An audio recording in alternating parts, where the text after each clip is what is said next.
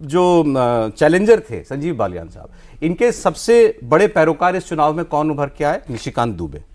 निशिकांत दुबे पिछले दिनों सबसे ज्यादा सुर्खियों में कब थे?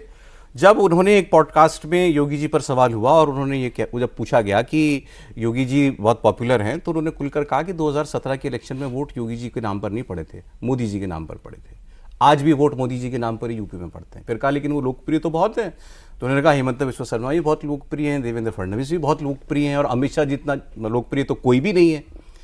तो वो उन्होंने बिल्कुल क्लियर कर दिया था कि भाई हमारे सिस्टम में, पार्टी में योगी जी एक चीफ मिनिस्टर हैं और हमारे और भी चीफ मिनिस्टर हैं, तो हमारी पार्टी में कोई किसी दूसरे से ऐसा हम बड़ा या छोटा के तौर पर नहीं देखते हैं। लेकिन मैसेज तो साफ चला गया था। वो संजीव बालियान के साथ खड़े थे।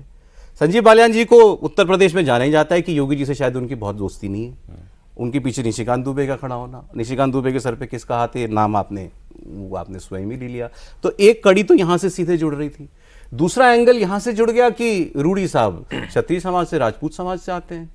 योगी जी के ऊपर ये आरोप लगते हैं कि राजपूतों की बहुत चलती है उनकी सरकार के अंदर। तो क्या ये राजपूत वर्सेस रेस्ट, किसी ने इसको ये रंग भी देने की कोशिश की है? इलेक्शन क्या इस लाइन पर जो है वो चला गया था? तो लेकिन पहला सवाल तो ये, क्या इसमें पार्टी की कोई एक पसंद था दो में से? नहीं, पार्टी के हिसाब से बिल्कुल नहीं था सौरभ। पार्टी के हिसाब से अगर होता तो ये मैसेज कम्युनिकेशन किया गया होता। और पहली चीज़ें देखेंगे, जैसे जिस तरह से आप निशिकांत दुबे को देख रहे हैं कि वो संजीव बालियान के पूरी तरह से समर्थन में थे, उसी तरह से राजीव प्रताप रूडी के समर्थन में अनुराग ठाकुर थे। क्या अनुराग ठाकुर भी पार्टी के खिलाफ जाएंगे?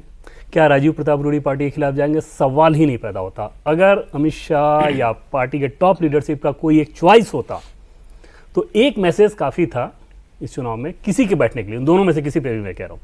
वो सवाल ही नहीं पैदा होता कि उन दोनों में से कोई ये कहता है कि नहीं पार्टी का तो आदेश आ गया, फिर भी मैं चुनाव लड़ूंगा।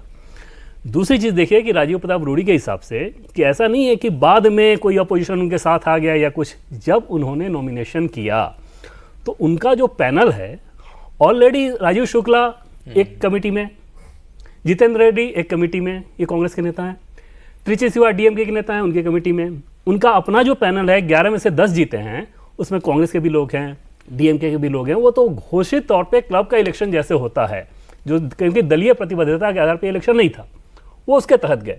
संजीव बालियान ने ज़रूर ये डायरेक्ट इनडायरेक्ट ये मैसेज दिया कि पार्टी का चॉइस मैं हूँ।